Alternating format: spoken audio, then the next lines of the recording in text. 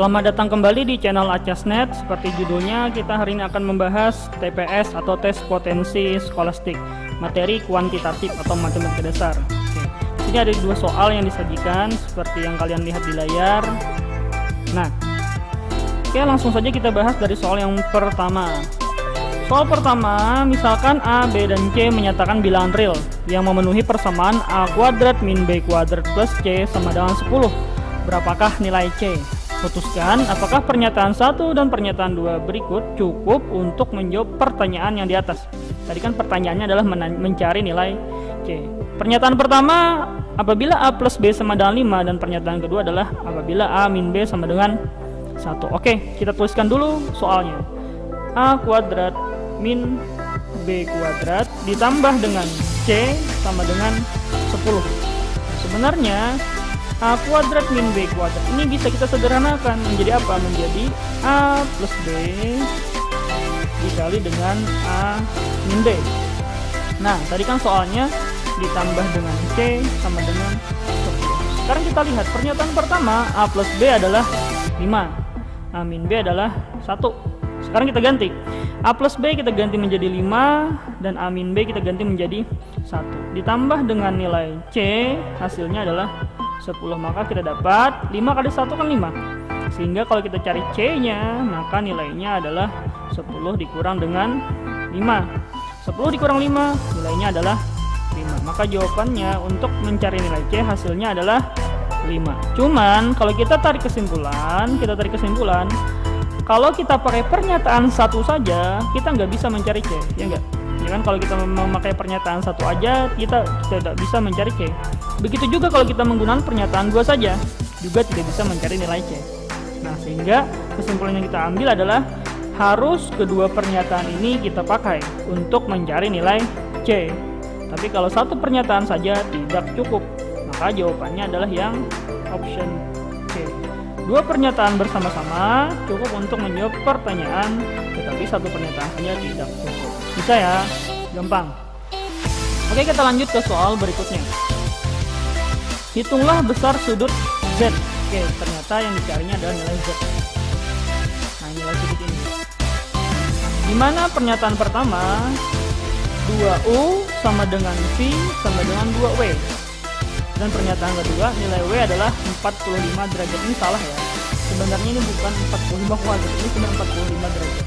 Nah, gitu. Seperti kita tahu, kalau kita mencari sudut Z, kita perlu sudut W. Ya enggak? Karena kan sudut Z dan sudut W itu berseberangan, ya kan? Sehingga nilai Z dan nilai W itu sudutnya sama, ya enggak? Karena dia berseberangan. Nah, kalau kita tahu nilai W, maka dapat nilai Z. Nah, di sini kita lihat nilai W dari pernyataan kedua, nilainya adalah 45. Oke, kalau kita ambil yang pernyataan kedua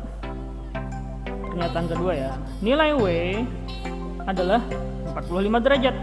Maka nilai Z-nya pun 45 derajat. Nah, jadi pernyataan 2 bisa ya menjawab pertanyaan yang ini tadi. Nah, coba kalau kita pakai pernyataan yang pertama. Kita pakai pernyataan yang pertama.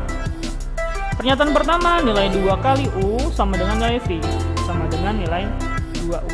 Oke, coba kita lihat dulu ya. Sudut kalau kita lihat, sudut dari U sampai sudut dengan W itu nilainya adalah 180 derajat, ya enggak? Ya kan?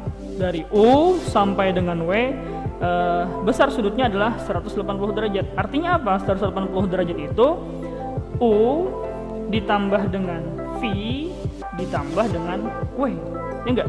Nah, coba kalian bayangkan, seandainya nilai V ini 2 kali nilai U, maka bisa kita ambil kesimpulan ternyata nilai U adalah 45 derajat. Nah, kalau 45 derajat kita kali 2 sesuai pernyataan 1, berarti kan V-nya adalah 90 derajat, ya kan? Nah, begitu juga W, nilai V 2 kalinya W. Nah, jadi kalau W-nya 45 derajat dikali 2 pas kan 90 derajat. Sekarang kita totalkan, 45 tambah 90 ditambah 45, hasilnya adalah 180 derajat. Nah, jadi dapat kita ambil kesimpulan bahwa nilai U 45 derajat, nilai V adalah 90 derajat, dan nilai W 45 derajat. Nah, cuman kan kita poinnya, kita mencari nilai Z. Nah, nilai Z perlu nilai apa? Perlu nilai W. Nah, di sini kan kita sudah dapat nilai W-nya adalah 45 derajat. Artinya pernyataan satu pun juga bisa mencari pernyataan satu pun juga bisa menjawab pertanyaan tadi. Pertanyaannya apa? Mencari nilai Z. Nah, jadi kesimpulannya apa? Pernyataan satu cukup untuk menjawab pertanyaannya, pernyataan dua pun juga cukup. Nah, jadi boleh salah satu. Sehingga jawaban yang benar adalah, atau kesimpulan yang bisa kita ambil, jawabannya adalah yang D. Sebenarnya soal yang kedua ini optionnya ya, option jawabannya sama dengan soal yang pertama. Nah, cuman soalnya berbeda, cuman optionnya sama ya, tipe soalnya maksudnya sama. Nah, tapi kan kalau yang soal kedua tadi, kita ambil kesimpulan bahwa salah satu pernyataan pun sudah bisa menjawab pertanyaannya. Sehingga kalau kita ambil kesimpulan dari soal yang nomor 2 ini, jawabannya adalah yang D. Pernyataan satu saja cukup untuk menjawab pertanyaan, dan pernyataan dua saja pun juga cukup. Oke? Gampang ya? Gampang, kan TPS itu tidak terlalu sulit lah. Oke, terima kasih untuk waktunya kalian menonton video TPS kali ini. Untuk video selanjutnya bisa kalian lihat di playlist selanjutnya. Terima kasih.